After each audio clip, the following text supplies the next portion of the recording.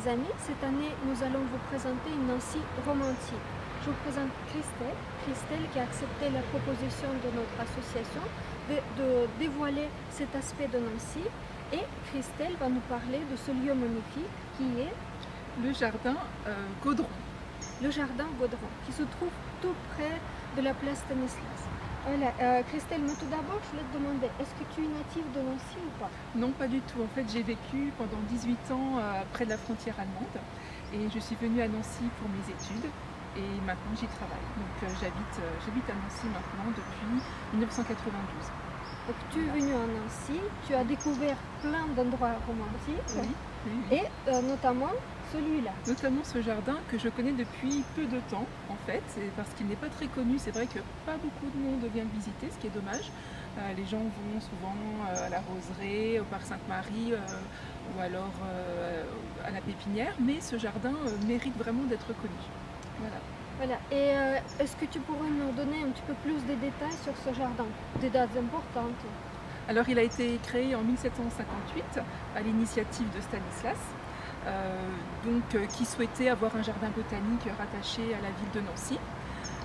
Voilà, donc le jardin a été créé ici et puis ensuite il s'est un petit peu agrandi jusqu'au début du 19e siècle où en fait le ministère de la Guerre a voulu le récupérer parce qu'il voulait agrandir la caserne qui se situe juste derrière. Donc en fait le ministère voulait récupérer le jardin mais la cour royale a refusé. Donc le jardin est resté. Il est rapidement devenu un peu trop petit, donc un autre jardin botanique a été créé à Villers-lès-Nancy au bout de quelques temps. Voilà. Sinon, ce jardin a accueilli des personnalités illustres comme Émile Gallet, qui était le secrétaire général. Voilà. Et en 2009, le jardin a obtenu le label de jardin remarquable parce qu'il présente toute une diversité de la flore et il respecte l'environnement. Christelle, je voulais te demander, qu'est-ce qu'on trouve dans ce jardin?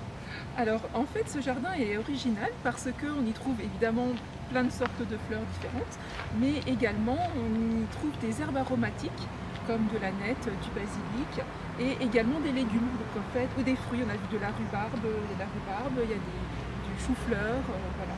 Donc, je ne sais pas si on a le droit de le ramasser, mais en tout cas c'est original. En tout cas, on peut les admirer. Venir Voilà. admirer donc, les plantes, les légumes dans ce jardin. Et les sentir, sentir les plantes. Merci beaucoup Christelle pour ce récit passionnant, très intéressant. Et donc avis à tous les touristes, à tous les amateurs des parcs et des jardins, lorsque vous venez à Nancy, surtout ne manquez pas de visiter ce jardin magnifique. Merci beaucoup Christelle. Merci à toi.